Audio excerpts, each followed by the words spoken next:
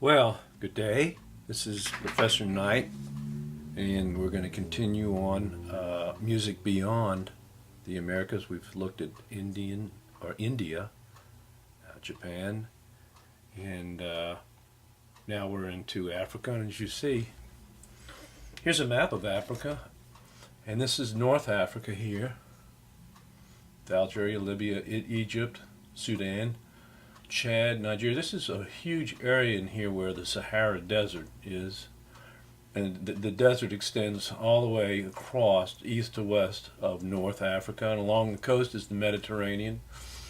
And here are the here's the Arabian Peninsula in the Middle East, and here's the Atlantic Ocean over here, and here's Somalia. And this is all pretty much sub-Sahara Africa.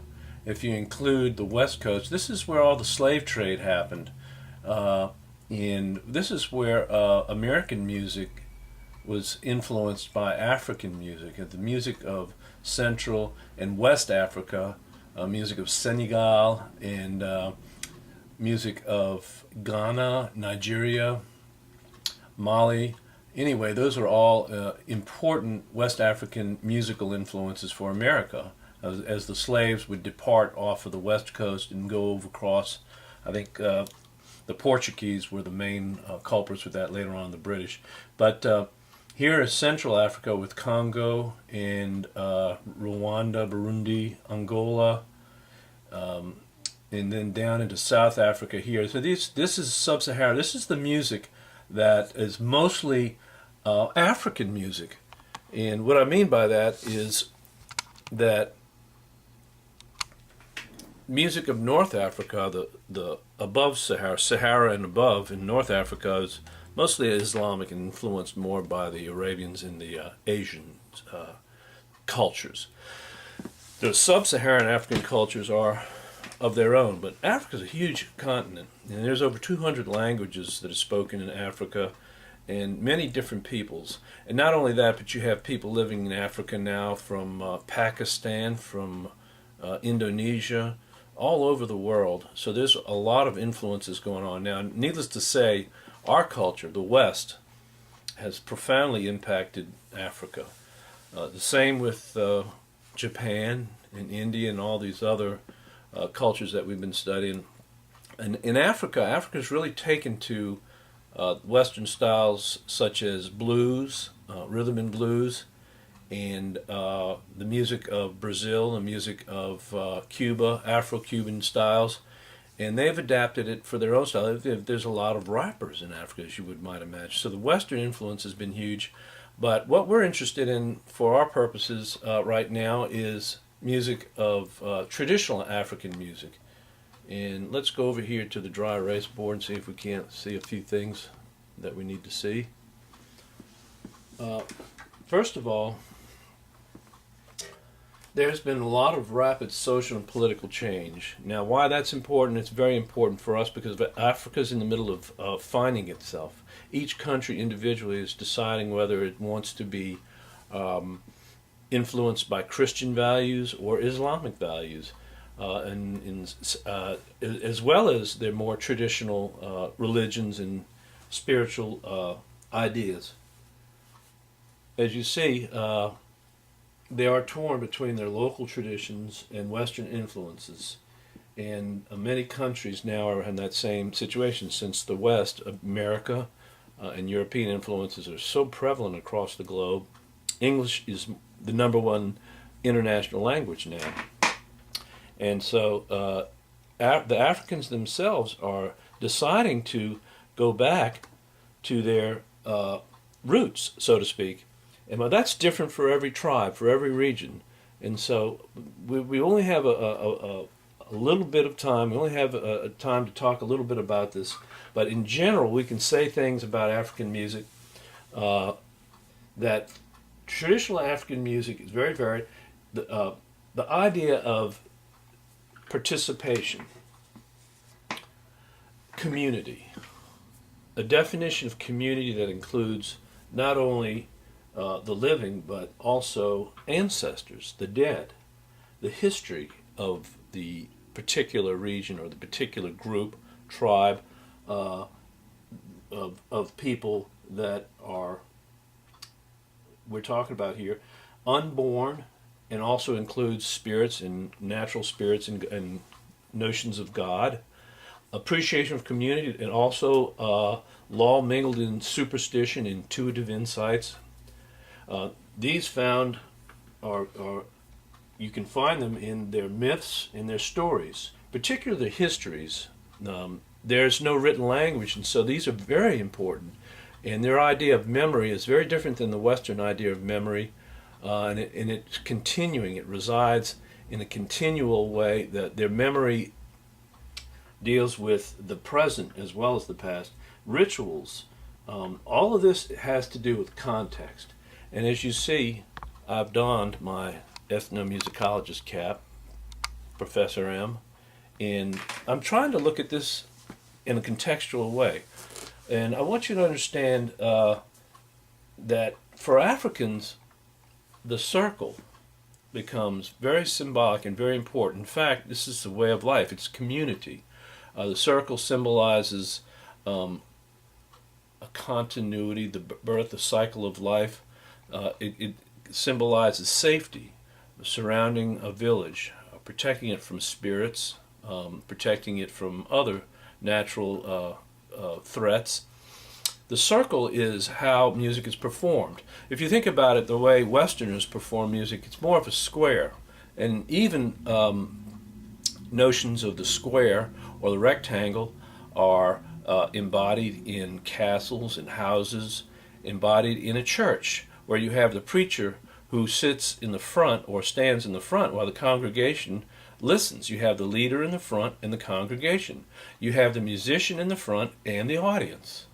You have the teacher in the front and you have the students. So you have this idea of the expert, the person who is the leader, the qualifier. This is not so much the way it is in Africa. Africa is more the community surrounded by you have musicians, and of course everybody participates. And this is one way that Africans can let you know if your music is good or bad, or if the music is good or bad by participating. If they think that the music is bad, then there's three things they can do. They'll either try to correct it, they'll try and fix it, they'll criticize it, or they'll just leave. But you know if it's good, that everybody is having a good time. People express their opinions and how they participate. So how you participate is really the criteria. If you go to Africa, you will notice that the little boys, not so much little girls, but the boys, the little girls dance. Yeah, the little boys are all musicians. If you ask, who's a musician here? And they'll all surround you. Every single one of them will raise their hands. They're all musicians. It's an understanding that this is part of who they are. This is part of how they identify with the community. And when these activities, when music does happen, it's never divorced or separated from an event, a ceremonial event, or an entertainment event, or something of that nature. Always, or work. This is how music functions in African society.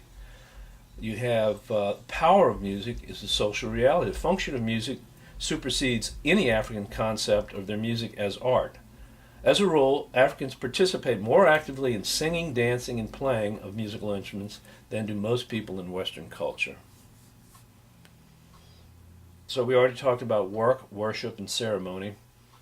Music's explicit purpose is socialization. This is how the tribe or the group identifies itself and separates itself from the rest of the world. And this is how the tribe identifies its leadership and its history and its traditions. So we're going to listen to. Let's take a look at the music here. It looks like we have a little more time here, so let's take a look at the dry erase board again and focus in on some of the things here. The mbira. You could call it a kalimba or a thumb piano. And take a look at what they look like on page 64. Is the first example that we have. The mbira is an idiophone, meaning that the sound of the material that it's made of is actually the sound. So it's something that's struck, and we hear the sound of a drum head, for instance, or we hear the sound of metal bars, or a rattle that shakes a gourd. It doesn't have anything to do with wind or plucked stringed instrument. Those would be areophones and chordophones.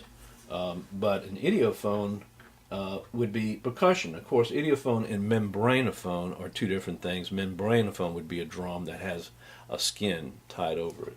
So idiophones would be more rattles and shakers, bells, and things that are struck. So that's what a mbira is, and on page 164, like I said, you can see a picture of it. The structure of the music hovers around or is structured around repetition and variation and contrast. In this particular example, which we're going to hear in the next lecture, incorporates all of these things. Also, they particularly like music instruments are handmade. They're not manufactured. They're always handmade, and they like the buzzy quality. You'll hear buzzy quality, the voices. You'll hear buzzy quality sometimes to the mbira, where they attach bottle caps, or they'll attach metal onto it to every time you hit it or shake it, it gives it a rattling sound. So that's the aesthetic there. And needless to say, the most important aspect of African music would be rhythm. It's vitally important in African music. All musicians are expected to be able to sing well, have an excellent memory for rhythms and texts, exceptionally fluent in native language, and familiarity with oral literature and history of their culture. African musicians have a keen metronomic sense. And when I say metronome, this is a metronome here. You can turn it on, and you can hear. You can speed up the tempo, or you can slow it down. Metronome just simply means keeping a good sense of measured time, a good beat, regular, steady. And they're expected to have that. So I guess for now we can go on to the music, and that'll be in the next lecture.